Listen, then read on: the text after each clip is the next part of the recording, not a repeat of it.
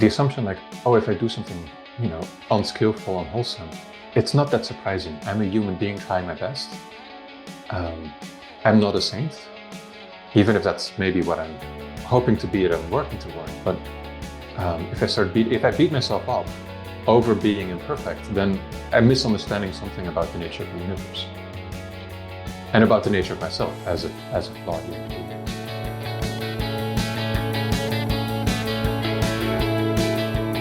Hello, and welcome back to Religion to Reality, the podcast about living an integrated life. I'm your host, Dave Plisky, and I am joined by my friend and co-host, Father John Gribowich. This season is all about listening, and for us as two Catholics, we are here to listen to what other faith traditions have to say. We're currently moving through a number of Buddhist guests. Last time we heard from Michael McCord, who's situated Zen Buddhism within the larger Buddhism context and within some of the other traditions that it found itself alongside in East Asia. This time, we speak with Fedde de Vries, whose focus within ancient Chinese Buddhism puts his area of expertise squarely at the time that Mahayana Buddhism was being localized into various unique Chinese schools, which included Zen Buddhism and a number of others. Let's get into that conversation.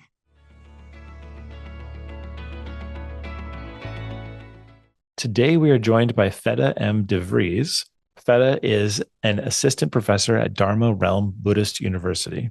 His spiritual journey started early in his teens and led him to develop a deep connection with the city of 10,000 Buddhas, a monastic community in Northern California. He has also practiced and studied with various other Buddhist teachers and communities, both in the West and in Asia.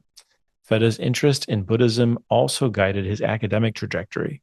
Fedde holds a BA in Religious Studies from Leiden University in 2012, MA in Asian Studies from UC Berkeley in 2015, and a PhD in Buddhist Studies also from UC Berkeley in 2024. His academic research focuses on Chinese Buddhist scholasticism during the Sui and Tang dynasties.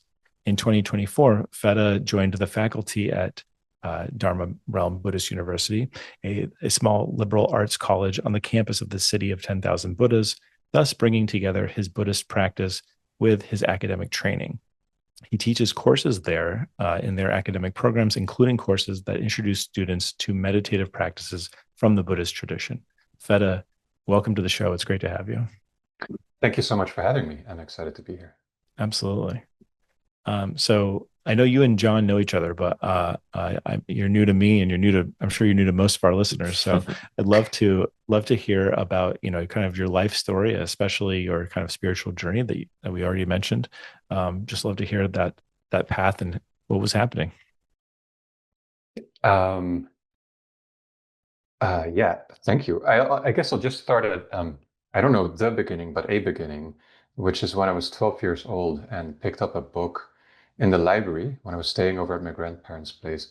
It was a book, one of those sort of informative books for children, introducing Buddhism, like what do we know about Buddhism? And I picked it up and I wanted to bring it back.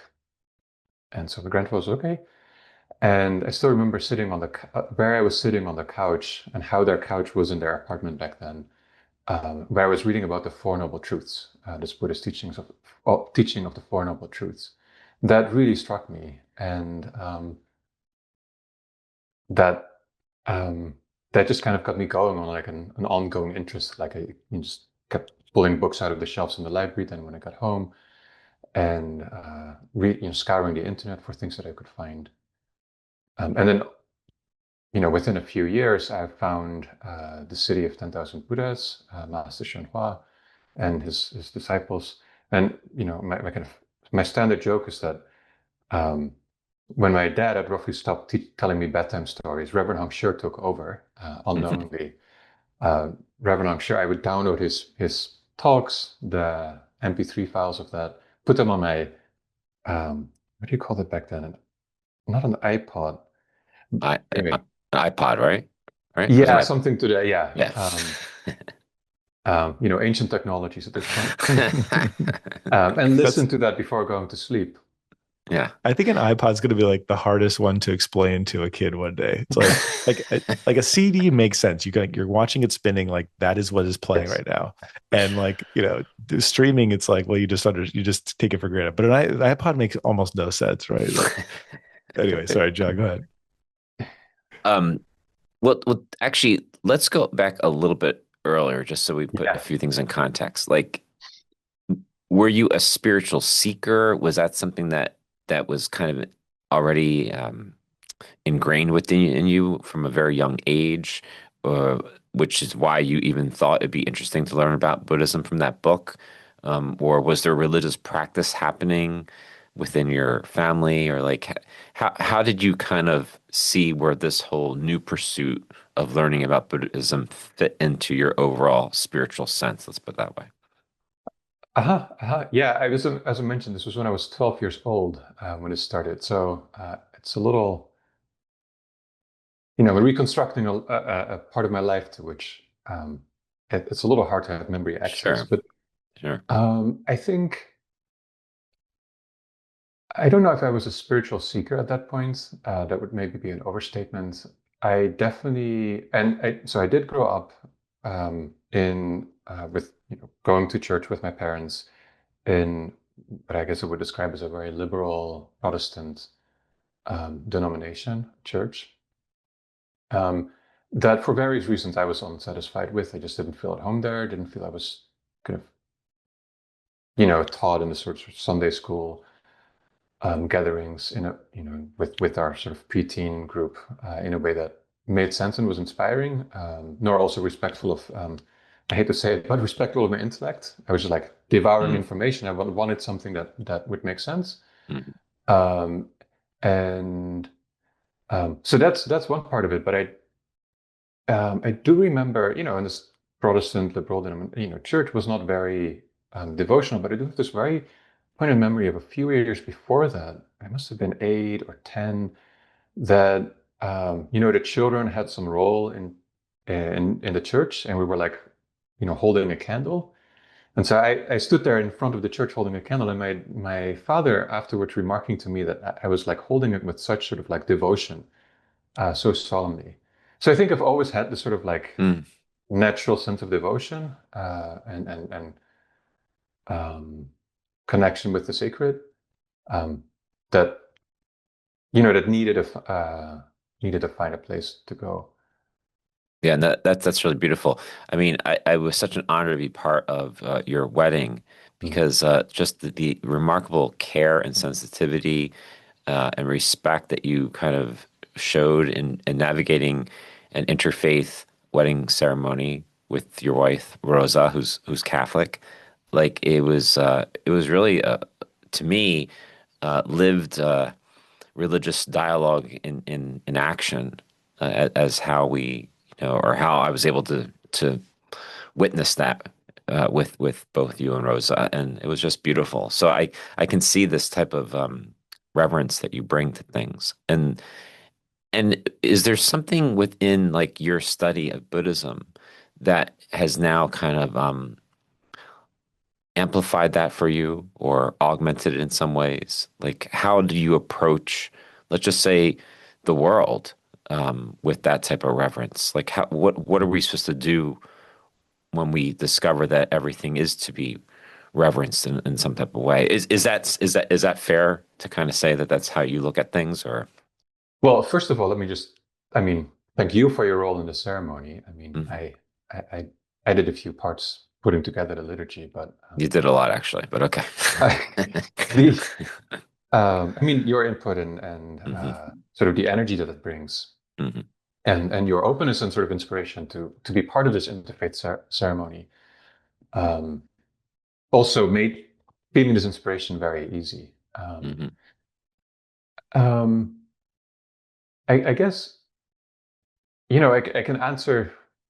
That's the problem with my mind. Like I can answer, you see multiple levels at which to answer your question, and I guess I'll sort of start with what, for me, in some sense, is the easiest, the purely intellectual one, which is that in my, PhD work, I actually started doing a lot of comparative work, just looking at the intellectual culture in the European Middle Ages, as a way of thinking about what I was looking at in the commentaries of of the Chinese great scholiasts, kind of inspiring the way I thought about them and their social context. And I learned a lot from that, including just seeing the openness in the debates among different great Catholic theologians. There were bounds within which you stayed, but there was real kind of space for debate that I also, then realized that these Buddhist sources also have.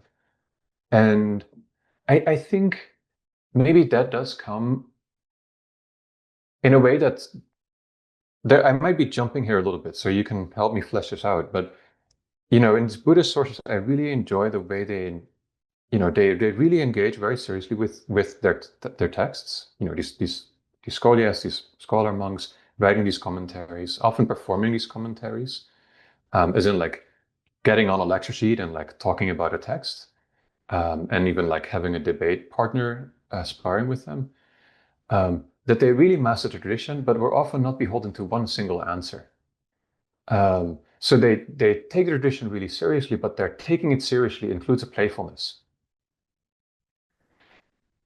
And so I think, as I'm sort of working toward, finding my answer here to your question, is like the, I find myself even doing this within Buddhist sources myself. I read these different things, and sometimes they're contradictory. And actually just enjoying seeing, like really taking this source for what it is and this text for what it is, and then feeling out how their difference might work out and actually inform me that tension might actually be fruitful. And then similarly, like finding completely different kind of ways of approaching the world. Some good, some bad, some maybe bad but good in a very particular context. And learning to see that with a sort of like, learning to shift kind of how I see, how I frame things. But approaching that as it were with a sort of playfulness. I want, just as someone who doesn't know a ton about Chinese history, I would love to get in and feel free to make this as dumbed down as possible, because we don't need a huge history lesson. But I wondered what was going on with Chinese Buddhism in the Sui and Tang dynasties that drew you to this, and I wonder, like, is that informing your practice of Buddhism in a way that might look different than others, the way others practice Buddhism, because of your kind of depth of knowledge about what was happening then? Yeah, I think, now I'm hesitant to speak because of Buddhological colleagues that might listen into this at some point. So, but No. the way I would describe it is that during the Sui and Tang dynasties, we have Buddhism in China being taken really seriously by the Chinese intellectual elite. So there's a lot of funding, from the imperial court even for Buddhist monastic centers, especially with like a lot of the Buddhist higher learning going on. It's very easy for monks. The court itself is often interested in Buddhist practice and Buddhist scriptures, funding translation projects, but also beyond the court, just a lot of intellectuals and literati.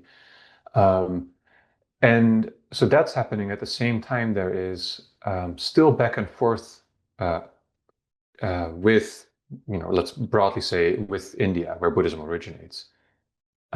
So they're receiving Buddhist teachings, having these Indian masters come, but also having an already kind of like absorbed tradition in China. So we find instances of like, these very highly trained scholiasts being invited to help with the translation of a scripture. And then, not because they knew Sanskrit, but because their Chinese was really good and they were really well versed in Buddhist doctrine and how to expound Buddhist doctrine in Chinese. So they made a good sort of like native Chinese ear for fine-tuning the translation. And then bringing the translation into circulation and like, being able to explain it. the as opposed to after the Tang and then the Song dynasty and so forth, where that contact with India dies out in a sort of fresh kind of like Indian interpretation, the coming of new scriptures. So we have this sort of very lively kind of like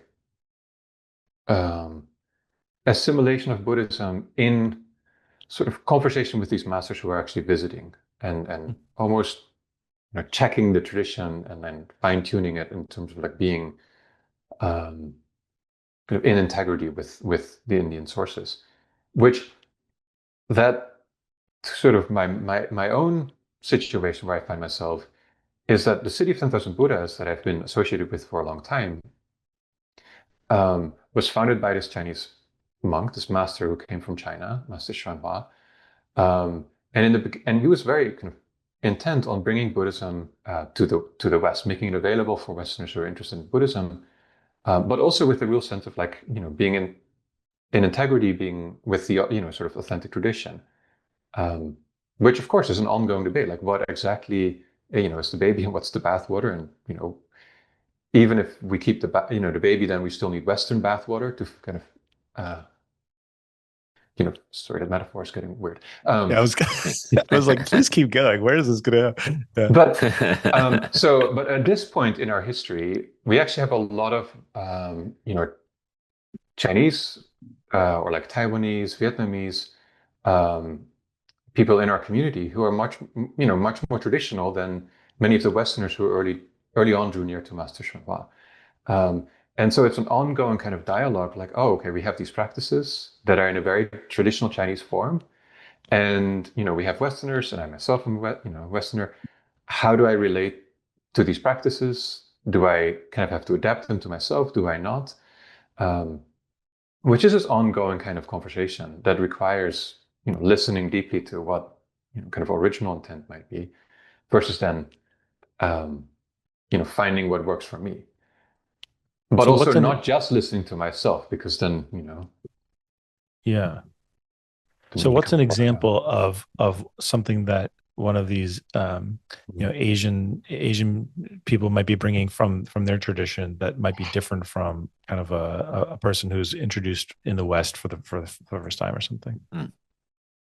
Yeah. I mean, I think a lot of people Westerners who come to Buddhism are very,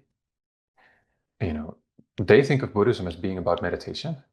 They might not think about Buddhism as being so much about what, in Asia over the centuries, most of Buddhism has been about merit making, doing good deeds, connecting with, the three jewels, with the Buddha, Dharma, Sangha, such that one has good karma, such in the future, after one's death, one is reborn in good destinies. And so people go straight away to meditation and miss all this sort of like, preparatory, very wholesome foundation that builds you as a person. So I'm thinking of like, practices like bowing, doing prostrations to the Buddha, or making, on your altar, like making offerings of flowers, of incense, of water, or sometimes of tea. That over time I personally found myself like discovering those practices and discovering the joy in them, of like, oh, it's so nice to actually just offer some flowers. That's really uplifting. Sometimes often much more uplifting, especially when I'm not doing well, than sitting in meditation and like sort of being very quiet.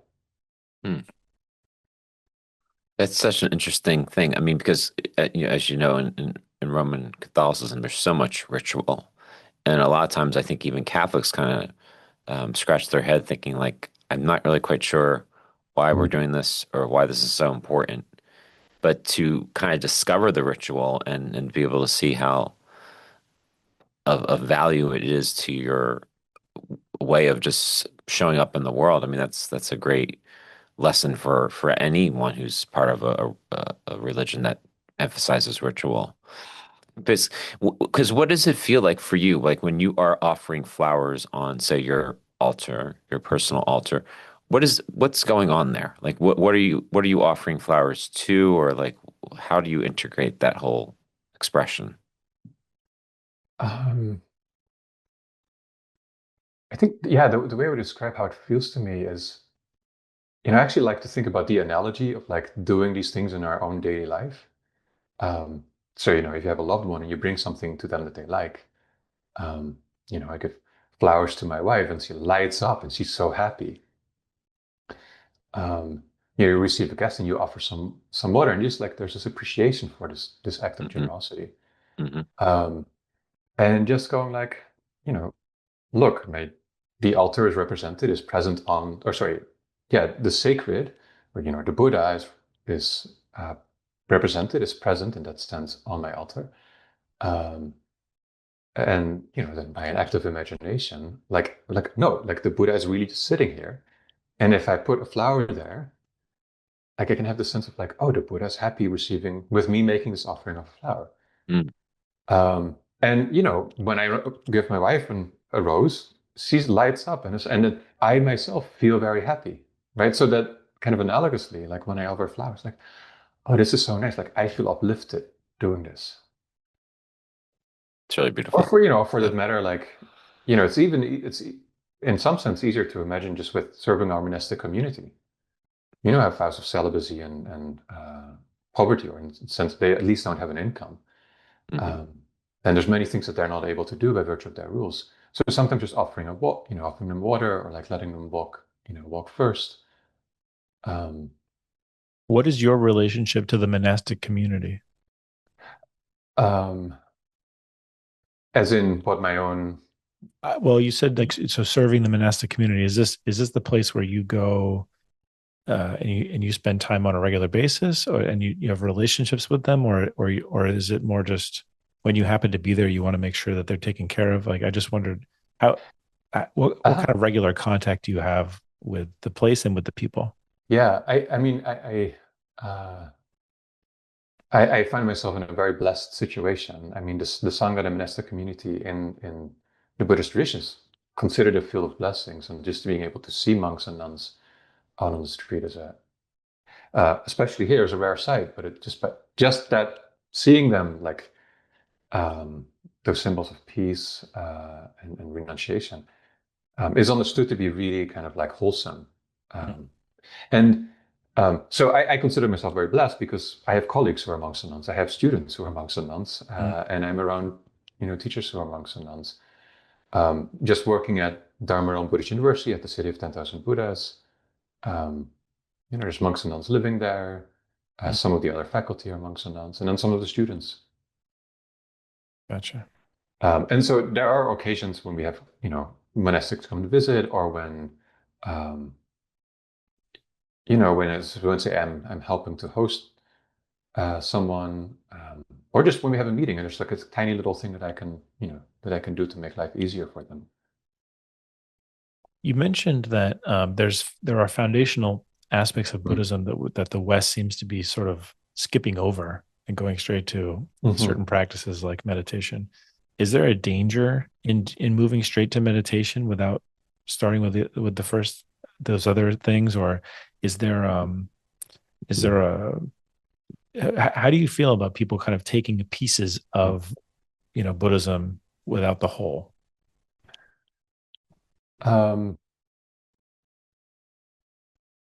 I love that question, or those two questions. How do I feel about Buddhism?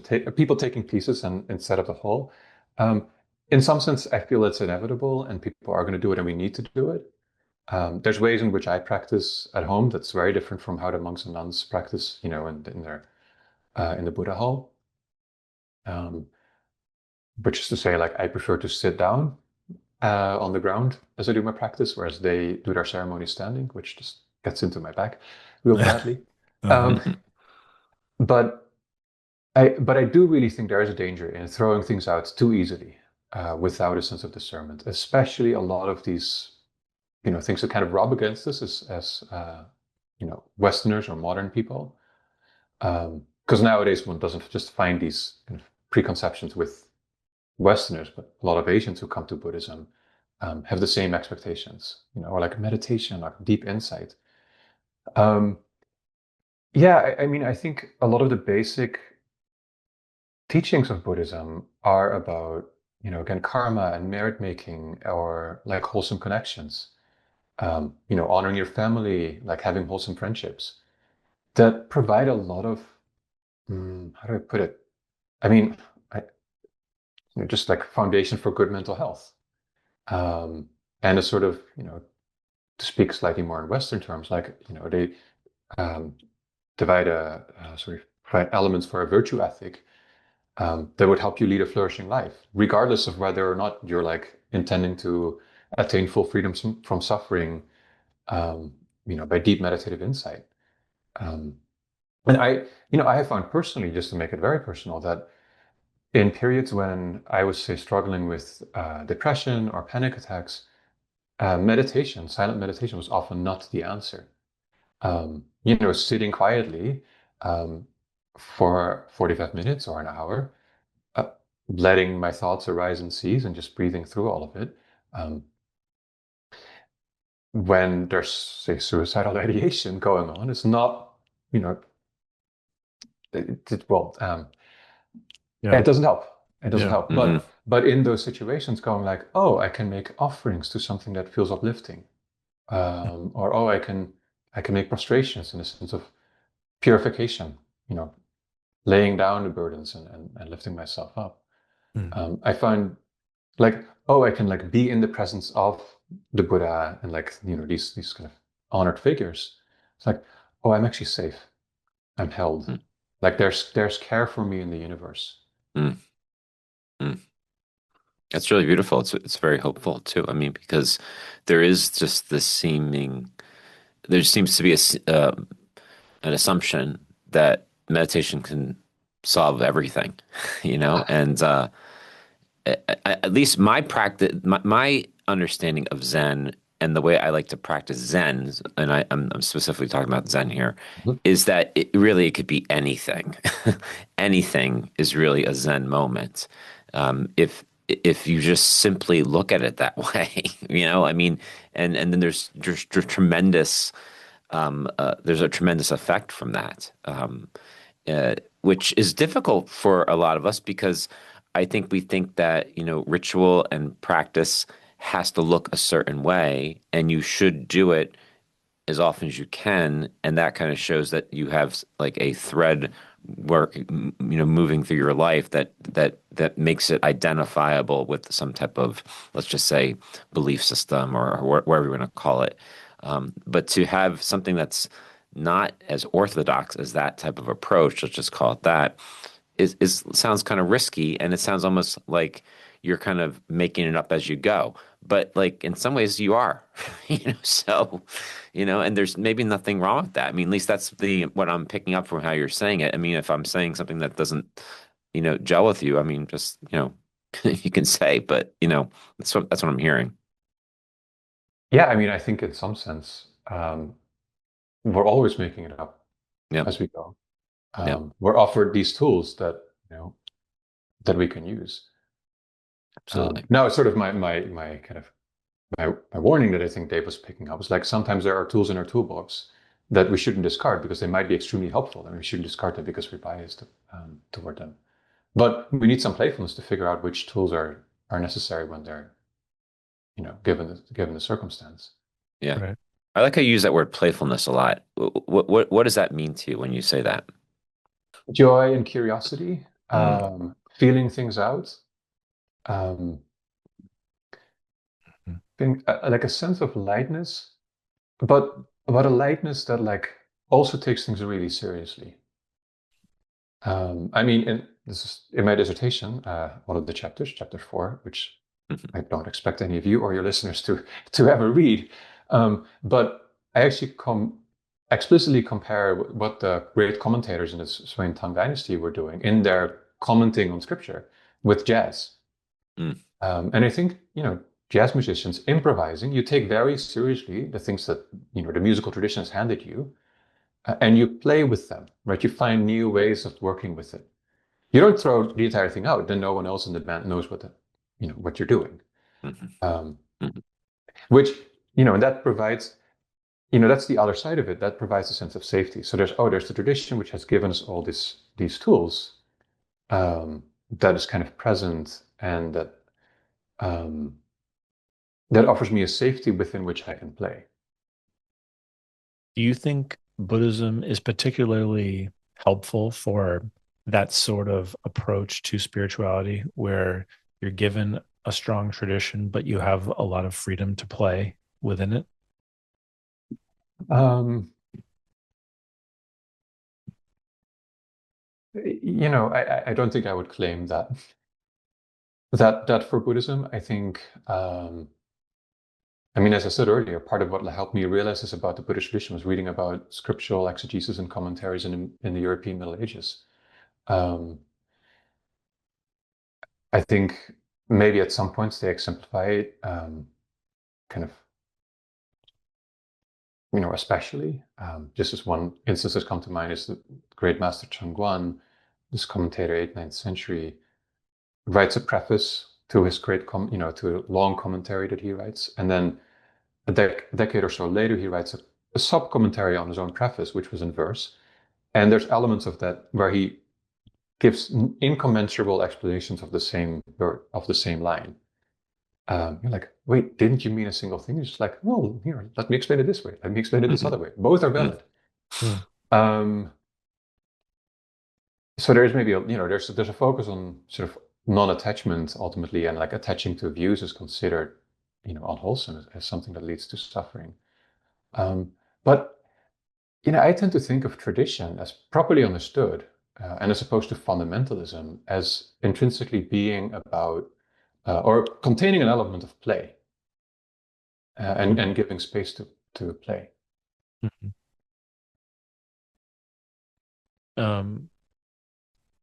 What are your students like? Are most of them coming in already, Buddhist and practicing Buddhists, or are they experiencing Buddhism for the first time sometimes? Just wonder, what's that experience like for you? Our students are great. That's the first answer. And more to your question, they're very diverse, in all sorts of ways.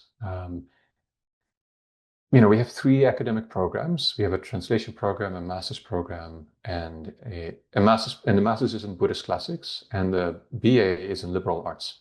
Okay. The translation program, we translate Buddhist texts. It's a translation, Buddhist translation program. The MA in Buddhist classics tends to attract people who are specifically interested in Buddhism and want to spend 2 years reading Buddhist texts. So they're from all sorts of Buddhist traditions. Some are more kind of on the agnostic, kind of exploring side. Some are very kind of traditional devoted Buddhists. The undergraduate program, which really is an undergraduate in liberal arts where they study Buddhist classics every semester, but also they study Chinese classics, Western classics, Indian classics, science. They work through Euclid. But the people coming in there, they know that they're coming to a Buddhist university, and they know that the curriculum includes contemplative practice, but there's no requirement that you're Buddhist. Yeah. There's no expectation that you convert to Buddhism. There's just sort of an assumption, as you apply, that you are interested in exploring contemplative practice. So, we have students from all over the world, and students from various religious traditions, including Christians from various denominations, atheists, and Buddhists from different traditions. Is there anything that's particularly surprising to people who are encountering these Buddhist texts or Buddhism for the first time? Is it anything that stand out to you that's a little different? I think I'll dodge that question by saying different. People have different experiences. Sure. I think one thing that, just going back to the theme of sort of like the modern American encounter with Buddhism, one thing that people are sometimes kind of shocked by, and like takes them a while to adjust as they are living on our campus, is that they might have sort of a very Western romantic view of Buddhists living together, like a 60s intentional community where everyone's very open-minded, and then it turns out this is a tradition that in many ways, has very old-fashioned views on all sorts of things that can make people quite uncomfortable. There, I maybe shouldn't go into specifics, but yeah, the sort of realization that there is, traditionalism in Buddhism, and millennia old views that still inform people and that people still practice within. Yeah. You said you don't have the expectation that people would convert to Buddhism, and I was a little surprised when you said that, because my understanding is that in Chinese society, that there wasn't there that Confucianism and Taoism and Buddhism just sort of coexisted in a lot of ways, and then it was a little bit more fluid. People weren't, most times people weren't picking and choosing, and so I got the sense, at least in the Chinese understanding of Buddhism, that you wouldn't necessarily convert to Buddhism. You just sort of adopt some of those ideas and practices and so forth. Is that well, first tell me if that's true, and then I'm curious, like, is that not really how it's practiced where you are, or I just wondered? No, I mean, I think that's definitely true in most, if not all, of Buddhist Asia. It's religious identity is a lot more fluid than Western categorizations tend to make them out. I think at the same time, in the Buddhist traditions, there are acts of formally taking refuge, or formally taking precepts, or one might become a monk or nun, which do, to various degrees, mark you as kind of primarily identifying as a Buddhist, even as one continues maybe making offerings to, say, one's ancestors in a sort of Confucian way, or reading Confucian classics in a very serious way.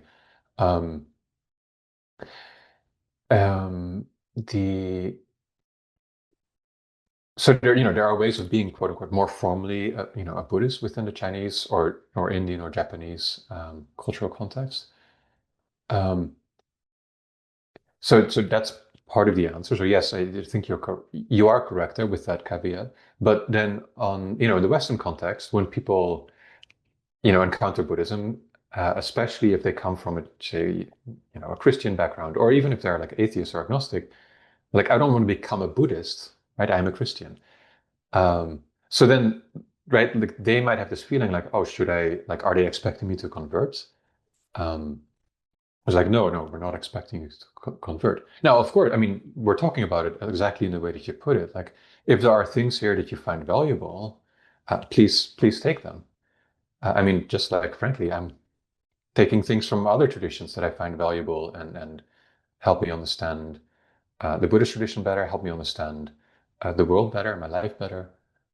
I mean, like, on that note, like, in sort of working on the wedding ceremony, to bring it back to the way Father John and I met, and reading, about the Catholic understanding of marriage, I gained a clarity there that the Buddhist tradition hadn't been offering in the same way.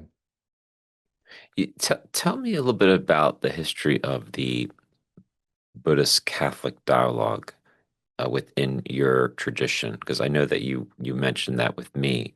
Maybe you kind of pack a little bit about that. The founder, Master Sui developed a very close friendship with Cardinal Ubin, was a Catholic cardinal who came from the very same village as Master Sui.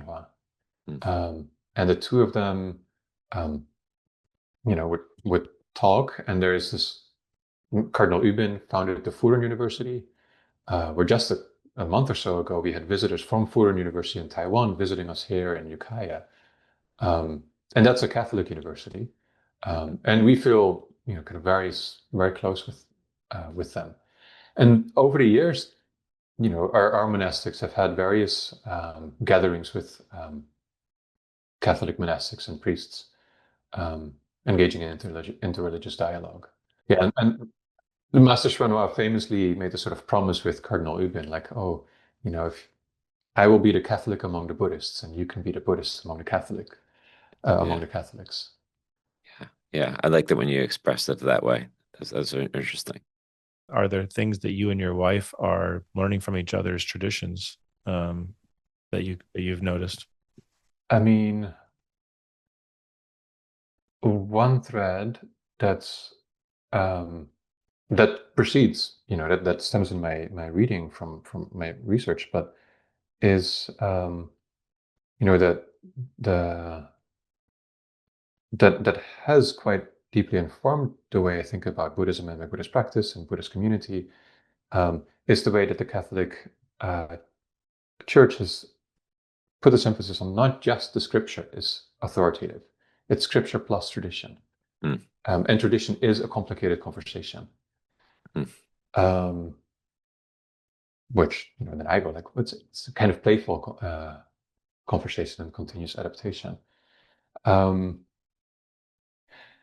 I think, the wedding was just 3 weeks ago, and we're still digesting things. And Sure. so there's definitely a Congratulations, by the way. I sense didn't of realize it like was so recent. Yeah. It's oh, great. thank you. Yeah. Definitely a sense of like the meaning and the sacrality of marriage, that I think the Catholic Church teaches, where sometimes in in some Buddhist communities, there can be a feeling of like, oh, like household life is a little bit of a plan B. You really ought to become a monk, meditate, and have the highest spiritual attainments, and meditative quietude. Whereas I think the Buddhist tradition does have all this kind of teaching on developing compassion, developing love and kindness, developing this boundless heart that like encompasses all living beings, which I feel, to criticize the Buddhist tradition, sometimes can be a little abstract. Like, oh, like I care about all living beings. So, we, in kind of preparing for the wedding ceremony and doing some of the Catholic readings, and also talking with Father John, this idea of like, marriage as a training ground where you really get to fine-tune your capacity for love, develop and expand that capacity for love, which then ultimately is not just for your partner, but it grows out into the entire world, grows to encompass the entire world, and more deeply into yourself as well at the same time. And so there's ways that the Catholic tradition, I think, articulates that that I don't think I had quite realized. The other thing actually is, I Father John recommended The Divine Dance by Richard Rohr, because I want to read some Catholic texts before we get married with a Catholic, with a partially Catholic ceremony and inspiration to it. And there the exploring the Trinity, and especially the kind of like the sacred as intrinsically being in relationship. Mm-hmm. And which got me thinking about like, hey, that's actually true in Buddhism as well, but we never talk about it that way. Mm. None of the sacred things in Buddhism exist without their relationship to each other, or to, what we would say, living beings. Yeah.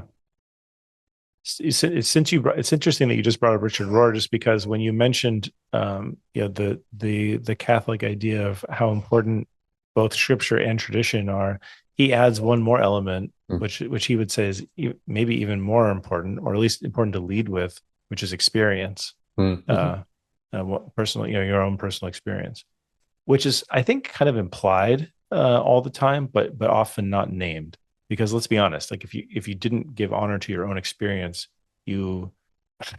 how could you even ever encounter the tradition or the scripture in the first place, right? Like it's you. There's some kind of phenomenological thing happening that is allowing you to even do that in the first place, right? Mm-hmm. And you're trusting that that's good for you, Yeah. I mean, we name the conscience, but we don't often name our experience. Yeah, and the sort of deep fundamental human qualities that we are cultivating, like we are connecting with something. I mean, I think early on in the conversation I spoke about this like natural, devotion that I felt even as a young child, and that is there, and religious practice, spiritual practice helps grow and expand that. which you couldn't do if it wasn't already there in some way. We're also dealing with all sorts of crappiness, like bad karma from previous life, or I think the Catholics might have a different term for that, which is real, but there's also all this goodness inside that we can tap on. And if you don't have that experience of a heart opening, then using religious tools to open your heart, I think it's just you're in the dark grabbing around you. Yeah, you can make parallels to that with like the notion of original sin in Catholicism.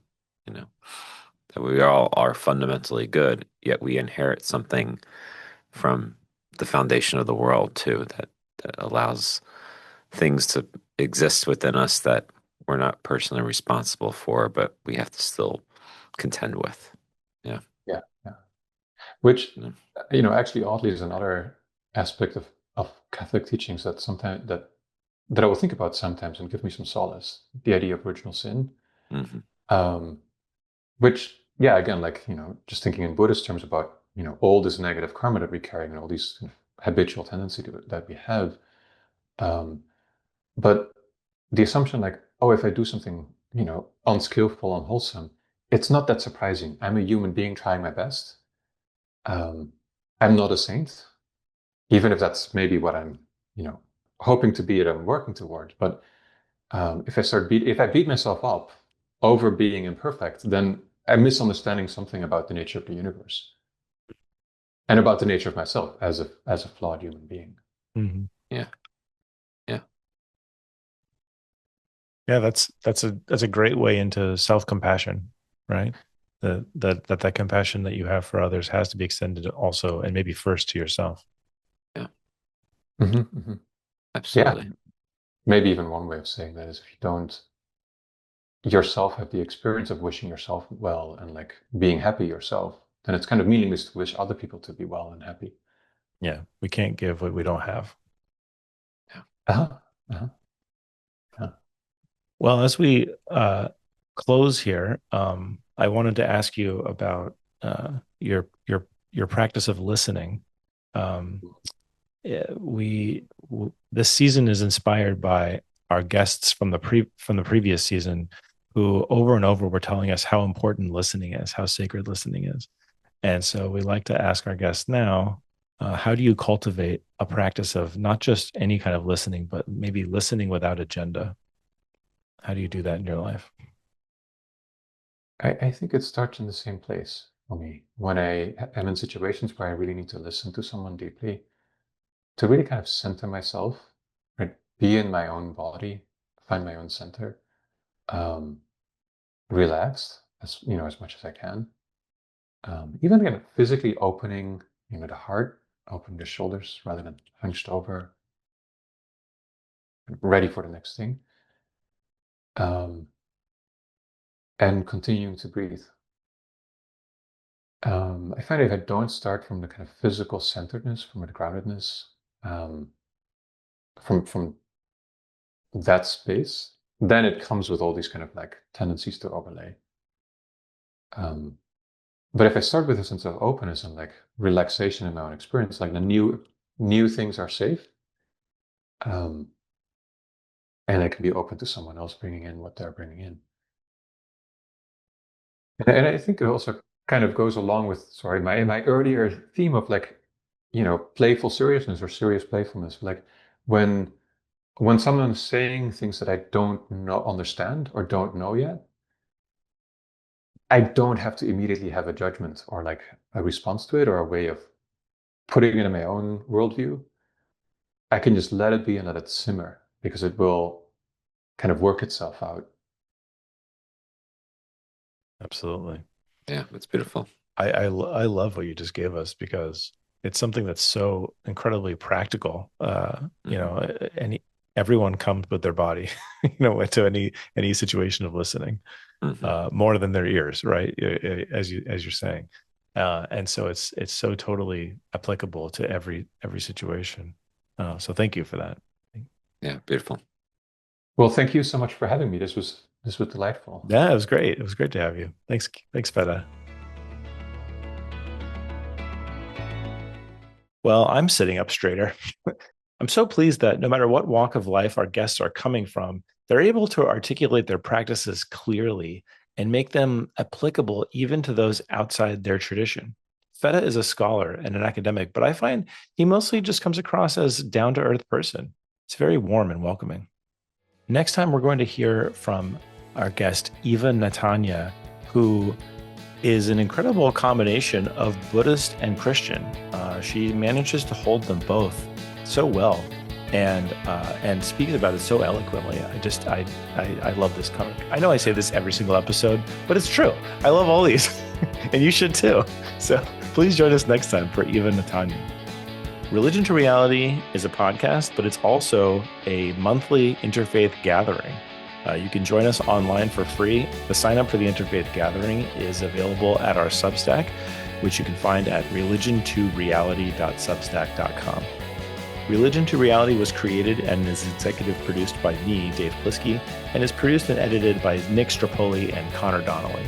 You can find the show notes and other resources at religiontoreality.org. Subscribe wherever you listen to podcasts.